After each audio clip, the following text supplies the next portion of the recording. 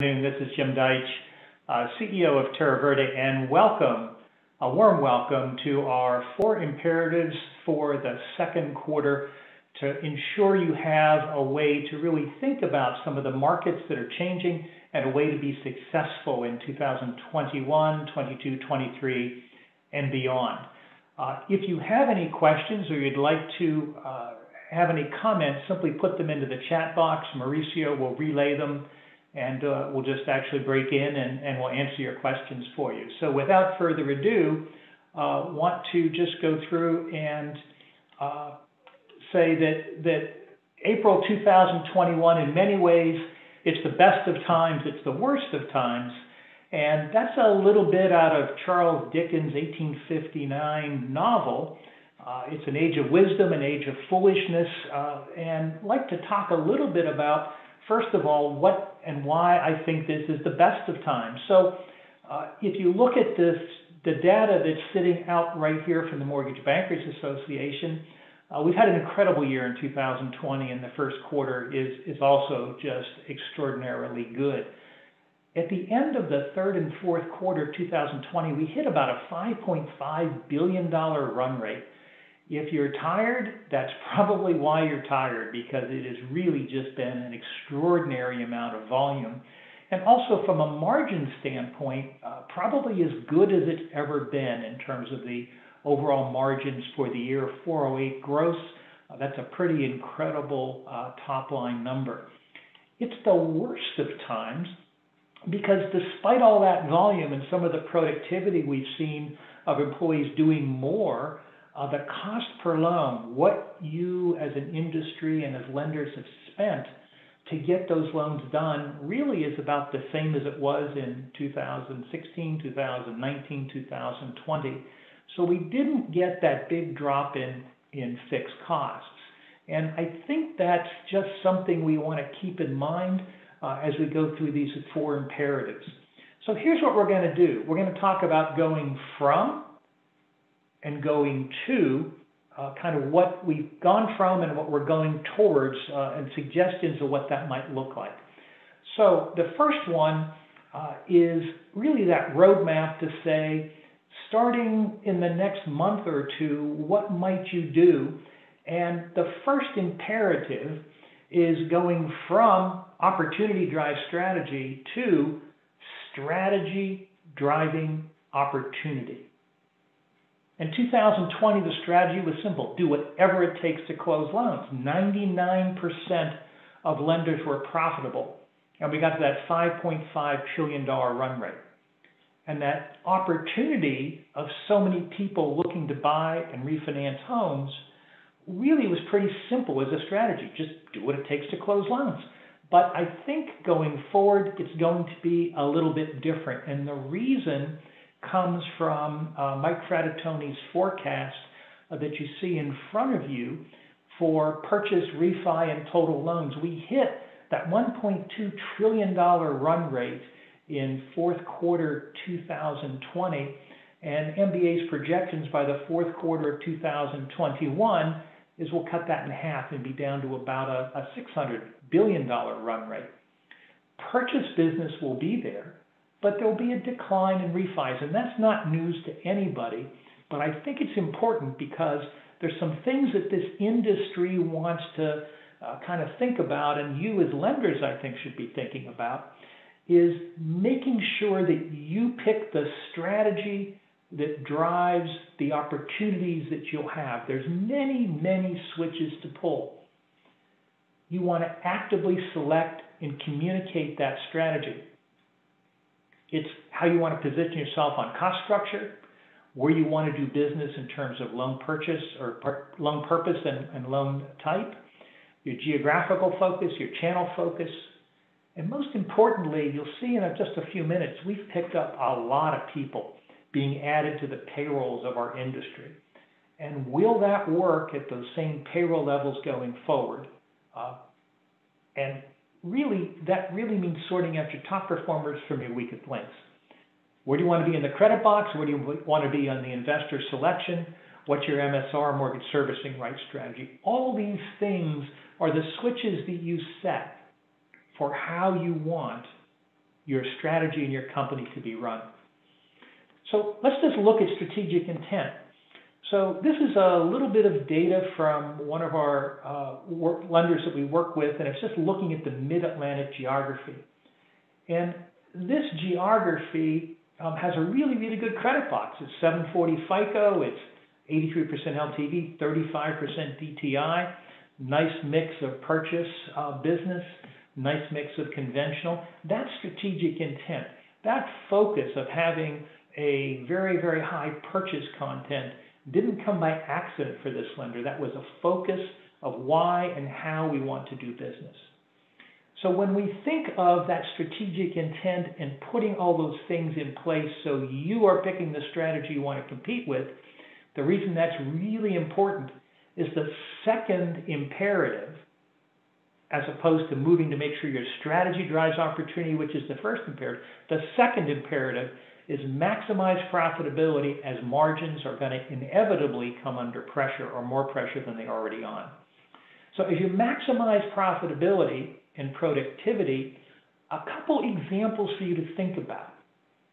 We'll talk about the credit box, which is a risk example, pull-through, which is a productivity example, and then some withdrawn loans. And we think about withdrawals as kind of cost of doing business, but I think of it as wasted effort, it's uncompensated, and you as a lender paid for it. You got nothing for all the work you did, you paid for it, and are there opportunities there to think about how to work on those withdrawals? So why is that important? Going back the last 4 years, this is pre-tax profit in basis points for lenders in the Mortgage Bankers Association kind of survey of over 360 lenders in the industry, covering about 40% of the total market in the country. And you'll see that that average profitability that Mike Franatoni talks about at 50 basis points got up as high as 200 in the third quarter. On the average, it's around 160 for last year, which is a high watermark, fantastic profitability.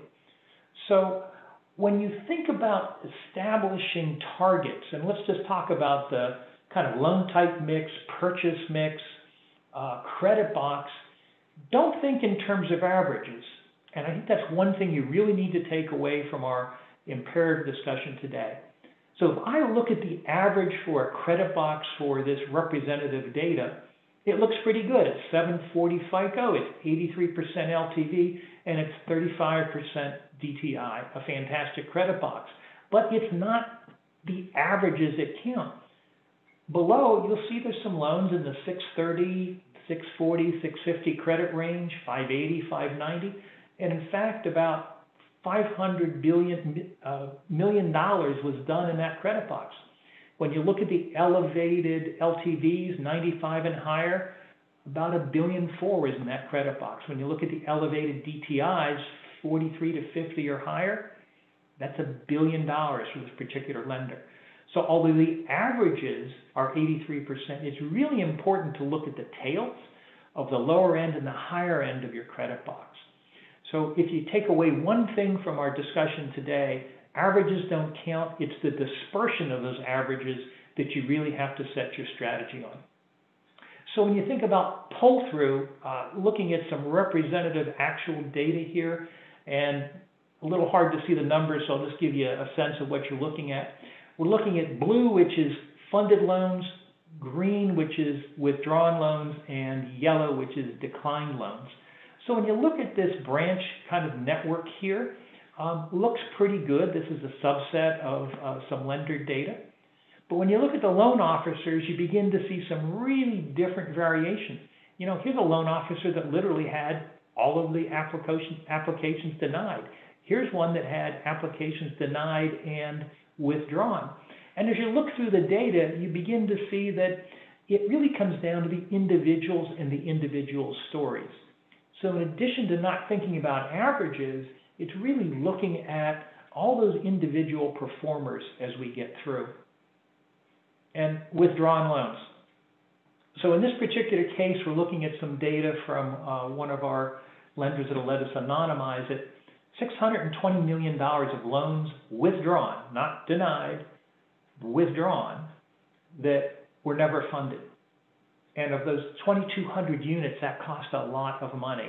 And you can say, yeah, Jim, we're always going to have withdrawals. That's true. But when you look at those three little pillars that are on the bottom end of this credit box, those withdrawn loans were virtually all doable. So many of them were in 680 and above. Many of them were 85 and below LTV. Many of them were below 43 DTI. So those loans were doable, but they left us for some reason. And it's not just conventional, it's VA, FHA, rural. It's not just refis, it's a lot of purchases that were withdrawn. So when you think about profitability and what you might want to go forward, most of these you've done the work on. You've gotten to the point of at least pre-approving. In many cases, the application has gotten fairly far along. So when you think about some of those imperatives, although withdrawals were kind of a fact of life in 2020, you really want to think about how to make a real effort to make sure that withdrawn loans actually get to the table. Because that withdrawal rate on this particular lender was about 20%. If 10% more were recovered, meaning out of that 20% that withdrew, you just got 2% of them to actually close, that would be another 50 loans that got funded. So it's real money if you think about it. It also has a lot to do when we start thinking about productivity costs and credit costs, because the revenue is going to get some pressure, but the costs, as we mentioned before, have really not gone down a whole lot. So there's going to be some cost pressure, and how you manage those costs really suggests a couple things. First, in terms of personnel costs. For those of you that have heard me talk before, 66% of our industry's costs are people. So if you're going to manage costs, that's the place to start. Strongest performers, weakest links. Nurture the strong performers, recruit based upon your strategic imperatives, and essentially make sure that anybody who is a weakest link, coach them to better performance, discipline if coaching doesn't work, and ultimately you're going to have to make some hard decisions. Why? Because this is looking at mortgage banking employment over the last 20 years. Going back to the year 2000, we had 280,000 people in the business, and the refi and subprime boom that really hit us got it as high as 400,000 people in the business as of 2006. The bust came and employment got as low as 265,000 in 2014. These numbers are from the St. Louis Federal Reserve Bank. They lag a little bit and they don't necessarily capture everybody who is employed in the industry. But in 2020, we added about 100,000 people into the industry to help us just close loans no matter what. And then the question is, of the roughly 400,000 people that are in the industry right now, are they all strong performers or are they not? And if they're not strong performers, how do you coach them? If coaching doesn't work, discipline. If discipline doesn't work or skills aren't there, you need to think about how you're going to rationalize your labor force. So this is just looking at branches and loan officers, and you can see this is the production of a series of branches and a production of loan officers. The company average there is in that little gold bar in the center for both branches and loan officers. And again, this is anonymized data, so the loan facts are real, but the names have been changed to protect the innocent, so to speak. And you can see there's some really good performers here in this $437 million that's been funded year to date. But by the same token, there are some people that aren't particularly good performers that are under that average. And all those names that you see on the right, although they're fictitious, are real living human beings. And they need to be coached, nurtured, and helped to get along, because if not, if you're doing $1 million, $2 million, $3 million, you may think all loans are good loans, but it's not the case, and it's going to be even less the case as margins start to compress. So make sure that you think about not only the branches, but the people in those branches as to whether or not they're strong performers or ultimately they turn out to be weakest links.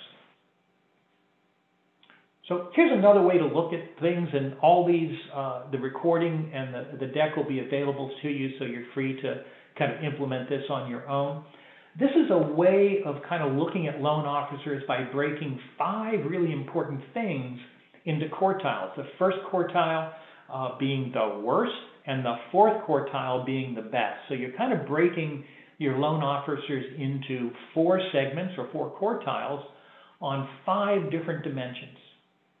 Those dimensions are loan volume, which is important, margin, which is important, and that's realized margins after concessions, how fast they turned the loans and got them closed, cures, and ultimately pull through. So we're looking at the higher quartiles here. I picked the 3rd quartile, which is not the top, but kind of that solid above average. And you can see the application volume, the monthly volume, the margin, the trends, and anything in red, incidentally, is not good. So blue and green are good, red is not good.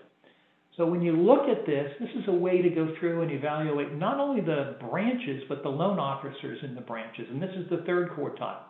We'll look at something a little different in just a minute. The 3rd imperative is keep the profits we earn, don't give them back. And if I go through kind of my experience as a lender and my experience as an advisor, it's really, really easy to take all the money we made in the boom years and very quickly have it eroded. So again, some of the things you might take away, make a promise to yourself, write it down, I will not give my profits back, exclamation point. So how do you give them back? Well, we talked about the fact that margins are at their highest, productivity is probably as good as it's going to get. It's almost double from where it was in 2018 and up 50% from 2019. That's closed loans per production employee. And the cost per loan hasn't budged.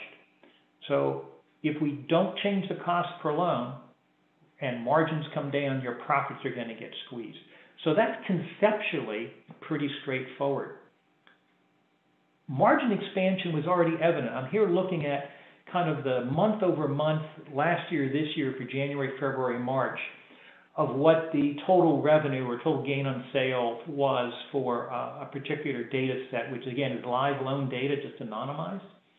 So the revenue per loan was up almost $3,000 in January of this year compared to January of last year. And the story is true for all of last year. So that 35% lift hits your bottom line, and you see it on gain and sale profitability. You see it in the pre-tax numbers of being in the 160 pre-tax, 150 pre-tax for the average lenders. But as that total dollars come down, you're going to have to deal with the fact that some of your performers may not be the performers you want to carry forward. This is looking at the 2nd quartile of loan officers. You remember we looked at the 3rd quartile before, not the best, but the next best quartile.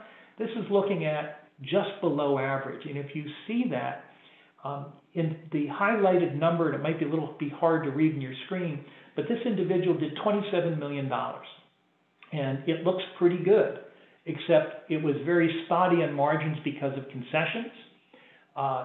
Turn time, which is that column that says 57, it's below average. Cures are okay. Pull-through was below average. So even though they're in the high 2nd quartile, they aren't performing nearly as well as the loan officers in that 3rd quartile. It's really important to rank, not only based on volume, but volume, margin, turn time, cures, pull-through. The other thing you can look at is productivity, and this is looking at a group of underwriters. And you can look at the number of active files they have. You can look at how long those days have been active. And you can look at why and where those loans happen to be. But you can see some real variations in terms of active files and how long those loans have been active. We did some research to say, are some of the loans tougher or others? Are some of the loans slower than others simply because of the nature of the loan? The answer is generally not. It's really individual performance of the team, not just the underwriter, but perhaps the loan officer and the processor, to get those days active. But if you're not looking at days active by underwriter, processor, loan officer, you're probably missing some opportunities as things to slow down, to break some bad habits, to coach, and to really find out who your top performers are, as well as your weakest links. Same for funding times. This data is as of the end of March, and we're looking at 31 million in this particular lender out of a total of 183 million that's on the line for more than 25 days. If you get into it, you can see that some investors are more picky and are funding more slowly than other investors for the correspondent side. Definitely worth looking at as to how hard and how picky those investors are and how good the files that are going through. Jim, we have a question. Go ahead. Yeah, so in terms of driving down the cost for origination, the question is, will the advancement of AI help drive the cost of originating a loan down? And is AI acceptability in the foreseeable future? You know, that's a great question, and AI-driven opportunities to reduce costs are absolutely there. If you think of where AI is going to help, I think of it in really two different segments. The first segment is how much data can you get directly sourced? So whether you're using Finicity Form Free to get direct source data for assets and for employment, the more you can get direct source data, the lower the load on loan officer, processor, underwriter. Certainly you won't get 100% hit. As the hit rates improve, it becomes more and more important to get that direct source data, because AI is only as good as the information you give into it. And that ability to have good information going into that AI system is super important. I would suggest, as you think about technology, you also think about the variation in performance of the employees.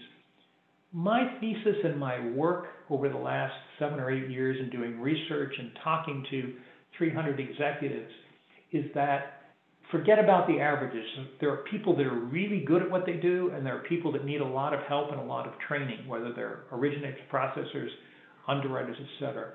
If you want to work on the costs right now without spending a nickel more on AI or any other technology, it's really think about who is a strong performer for you, nurture them, find more like them, and who are not the strongest performers, and coach them, try and do everything you can to make them more efficient.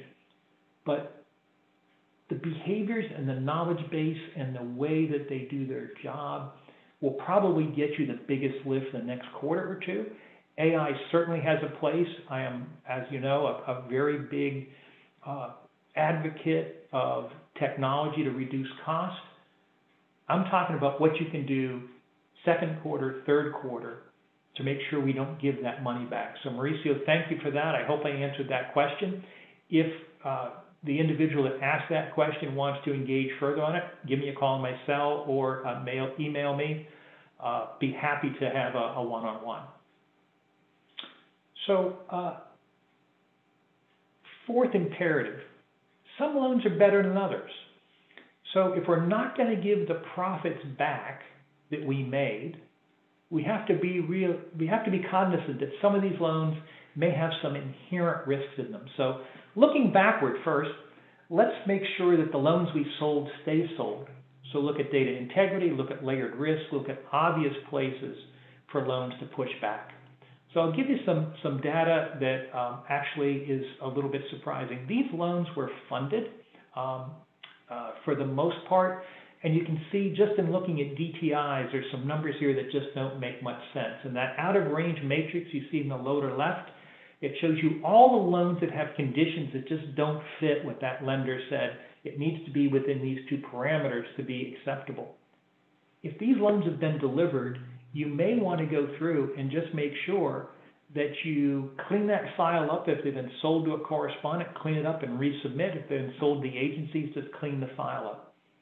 But data integrity is the reason that loans get repurchased. I did expert work on about $50 billion of repurchases. The number one cause of repurchase was not the underlying quality of the loans, but the data did not necessarily match the documentation or didn't conform to the underwriting guides. And literally millions of dollars were spent trying to defend those loans. Billions of dollars were repurchased. And if that data were right to begin with, that loan wouldn't have gone away. And we all say, hey, Fannie and Freddie have gotten more friendly, FHA has gotten more friendly. They are under tremendous pressure by FHFA and the legislators. The Congress has gotten addicted to the preferred dividends coming off of Freddie Fannie. I would suggest that you really make sure that what you have sold stays sold, because it will be a year or two from now before you start to see the pushback. My sense is you will see pushback. So if you get a chance to clean it up and fix it before it's pushed back, well worth your time. You can also look at layered risk. So what I have here is loans over 90, FICO under 660, DTI over 36, all those conditions present. So there's $250 million of loans that fall into that category, predominantly purchase here. So my suggestion is, this is another way to think of things. Look at layered risk and just go through and make sure that data is correct. So that's looking backward. So looking forward, same thing. You've got layered risk loans. This is a pipeline of loans that haven't yet been closed. And I'm not suggesting you don't do tougher loans. On the contrary, it's the second part of this sentence. Am I being paid for the risk I'm taking? So is the margin I get after paying the LLPAs retained within me as a lender compensating me for taking these risks? And if not, evaluate that risk-reward paradigm, because ultimately I think we're going to go into where loans are going to get tougher. The competition for loans will increase. And some of the things that are going on with respect to the reductions of second home, investor, some of the other things with respect to cash window. Second home and investor limitations just are invitations for everybody to say, that's a primary. The second most important thing in terms of repurchases of the $50 billion that I did expert testimony on, number one was data integrity. Number two was these weren't primaries. There was fraud with respect to occupancy. So those two issues, again, I hate to say it, but I do think that history is going to give us a little bit of a repeat, and forewarned is forearmed. And when you're being paid appropriately for the risk, you can kind of break all this down. Remember, averages aren't important. Find the layered risk, look at what your margins are, and look at your own LLPAs if you're deciding to add some LLPAs for your risk, and make whatever lending you're doing worthwhile because you want to keep what you earned. And then lastly, in the geographical markets, if you look at this, where do you spend your efforts? In this particular lender, they're all over the country, but the housing price appreciation and the unemployment levels are not equal. You've had some very, very big run-ups in certain areas, and you've had some major differences in unemployment throughout the country. So as you think about risks and you think about where your strategy is focused, think about housing price appreciation indices, think about unemployment, some of the macros that may affect the performance of your loans. So the four imperatives: strategy drives opportunity, maximize profitability as margins decline, my favorite, keep what we earned, and that some loans are better than others, I think are really important things for you to consider. One of the things we're going to be doing going forward, this can be the best of times if Terra Verde or my team can help. Some of the things you've been seeing are on the Cohias Mortgage BI platform. If you're interested in that, there's a link. You can take a look at it. If we can help you with business optimization, profit leakage, weakest link identification, repurchase indem, happy to help you with that. And then lastly, there's a sign up. We're continuing our thought leadership roundtables. If you click that link, you'll see we've done a couple of things. We'll do more like this over the next couple of quarters. If you'd like to be considered to join our roundtable, please fill out the form. With that, I wanted to be super respectful of your time. We budgeted 45 minutes. I know everybody's really busy, so we did it in 30. Really thankful for those who are with us today. We'll make available the recording to you in the deck. And if you have any questions or anything you'd like to talk about, feel free just to shoot me an email or text me or call me. I'm always available and really willing just to spend a few minutes and get to know you. So